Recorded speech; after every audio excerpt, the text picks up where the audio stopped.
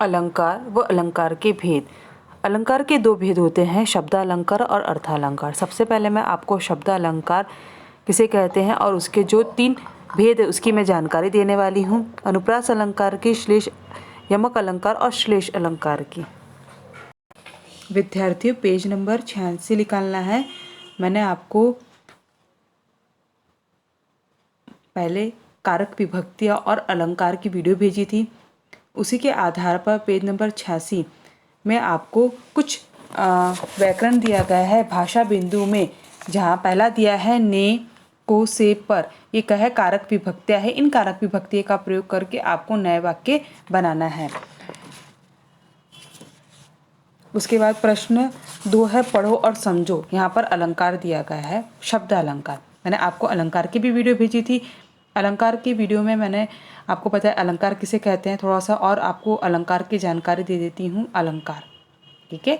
अलंकार शब्द हम सुनते हैं तो यह शब्द सुनने से हमें मन में कुछ आभास होता है। ये क्या आभास होता है? इनकी अलंकार यानी शोभा, आभूषण।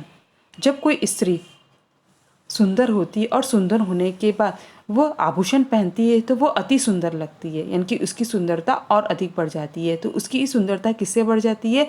आभूषण से बढ़ जाती है। उसे हम क्या कहते हैं? आभूषण। यानी कि किसी भी मनुष्य की शोभा बढ़ाने के लिए आभूषण का प्रयोग होता है। उसी तरह काव्य की शोभा बढ़ाने के लिए हमें अलंकार की जरूरत पड़ती है। काव्य साहित्य की शोभा बढ़ाने के लिए हमें अलंकार की जरूरत पड़ती है। अलंकार के विद्यार्थियों, ऐसे तो 3 भेद होते हैं, मगर यहाँ पर हमें 2 भेदों की जानकारी दी गई है। पहला दिया गया है हमें अर्था अलंकार। पहला अलंकार है अर्थालंकार और पहला है शब्दालंकार और दूसरा है अर्थालंकार। आगे ध्यान में, तीसरा जो अलंकार रहता है वो उभय अलंकार रहता है, मगर परीक्षा में इसके आधार पर प्रश्न नहीं पूछे जाते। अब मैं आपको शब्दालंकार किसे कहते हैं, ठीक है। शब्द के आधार पर हम अलंकार को जानने की कोशिश करते, उसे हम कहते हैं शब्द अलंकार। यानी कि जो शब्द हमें समझ में आता है, शब्द अलंकार को आप खाली एक ही चीज़ पकड़ना है, उसमें से आपको शब्द पकड़ना है। यानी कि शब्दों में शब्द अलंकार में शब्द समझ आ रहा है, उसे हम क्या कहेंगे? शब्द अलंकार। शब्द अलंकार के भी विद्यार्थियों 7 प्रकार रहते हैं, मगर अधिकतर हम उन्हें 3 ही प्रकार का वर्णन किया जाता है। वह 3 प्रकार हमें यहाँ पर दिए गए हैं। पहला जो दिया गया है, हमें दिया गया है अनुप्रास अलंकार, दूसरा दिया गया है यमक अलंकार और तीसरा दिया है श्लेष अलंकार। तो सबसे पहले मैं आपको अनुप्रास अलंकार किसे कहते हैं उसकी मैं जानकारी देती हूँ। अनुप्रास अलंकार में, यानी कि इस अलंकार के अंतर्गत एक ही शब्द की आवृत्ति एक से अधिक बार होती है, उसे हम क्या कहते हैं? अनुप्रास अलंकार।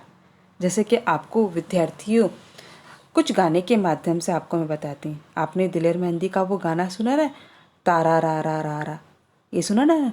तो ये तारा रा रा रा रा में जब रा रा रा रा शब्द की आवृत्ति बार बार होती, कितनी बार होती? रा रा रा रा रा। ये वर्ण की आवृत्ति अनेक बार होती है।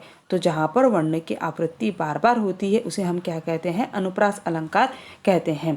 इसी तरह यहाँ पर हमें उदाहरण दिया गया है, मधुर मधुर मुस्कान मनोहर मनुज वेश का उजियाला।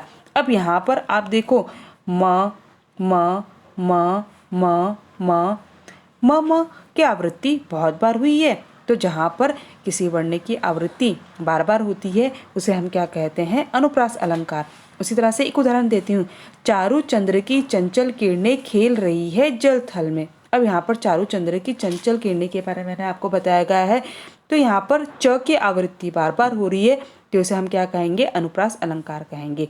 विद्यार्थी, आपको पता होगा, आप अभी 9वीं में, 10वीं, 12वीं, 11वीं में जाओगे तो अनुप्रास अलंकार के भी प्रकार रहते हैं। उसके जो 5 प्रकार रहते हैं उसके मैं प्रकार आपको मैं बताती हूँ, और इसकी जानकारी आपको मैं 10वीं में दूंगी। जैसे कि छेकानुप्रास, वृत्तानुप्रास, श्रुतानुप्रास, लाटानुप्रास और अनन्य अनुप्रास, इसके 5 प्रकार रहते हैं।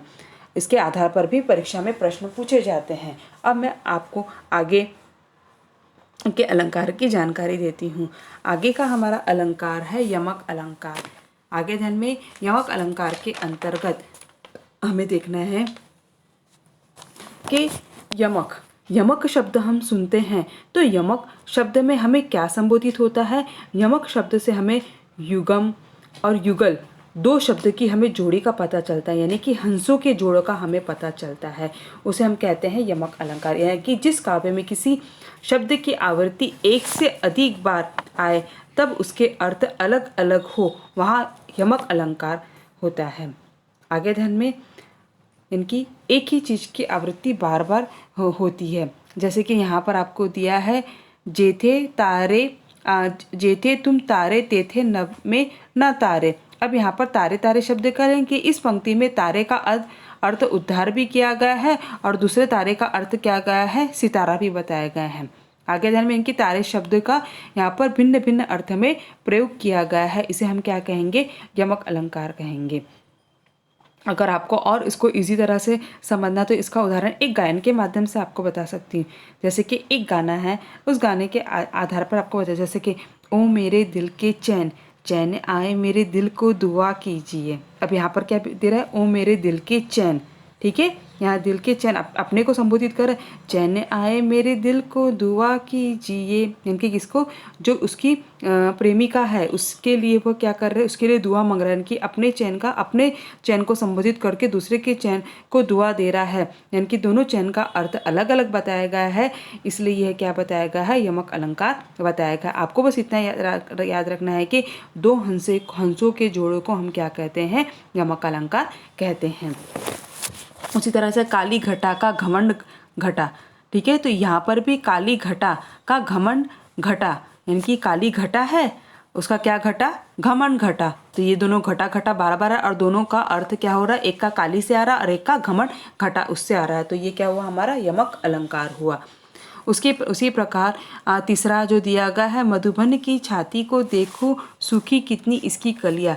इस पंक्ति में कलियां शब्द से एक से अधिक अर्थ प्राप्त हुआ है, यानी कि कलियां फूल का अविकसित रूप है और दूसरा यौवन से पूर्व अवस्था, तो इसे हम क्या कहेंगे, श्लेष अलंकार कहेंगे। जैसे कि एक उदाहरण आपको मैं बता रही, यानी कि जिस काव्य में किसी शब्द की आवृत्ति केवल एक बार हो, जिस काव्य से किसी शब्द की आवृत्ति केवल एक बार हो किंतु उसका अर्थ एक से अधिक निकले, वहाँ श्लेष अलंकार रहता है। जैसे कि और आपको एक उदाहरण बताती हूँ सरल रूप में, जैसे कि बहारो फूल बरसाओ मेरा महबूब आया है, ठीक है, तो यहाँ पर बहारो फूल बरसाओ मेरा महबूब आया है। अब यहाँ पर आया को हम क्या बोलेंगे, कम, और आया शब्द का उपयोग जब हम करेंगे तो ये क्या होगा, नौकर, यानी कि एक ही शब्द के अनेक अर्थ जहाँ पर बताया जाता है उसे हम क्या करते हैं, श्लेष अलंकार कहते हैं। एक उदाहरण और बता रही हूँ, सुबरन को ढूंढत फिरत कभी वैभवचारी चोर। अब यहाँ पर सुबरन को ढूंढत फिरत कभी वैभवचारी चोर। अब यहाँ पर सुबरन को ढूंढने कौन आ रहा है, कवि आ रहा है, वैभवचारी और चोर आ रहा है। यहाँ पर सुबरन को एक से अधिक अर्थ निकल रहे हैं, तो यहाँ पर क्या होगा, हमारा श्लेष अलंकार होगा। अभी मैंने आपको यहाँ तक की बताया है अर्थालंकार। दूसरी जब हमारा परेड होगा तब मैं आपको उसकी जानकारी बताऊंगी। इसी के आधार पर आप थोड़ा सा ये वीडियो को बार बार देखोगे, इसका अर्थ अच्छे से समझोगे।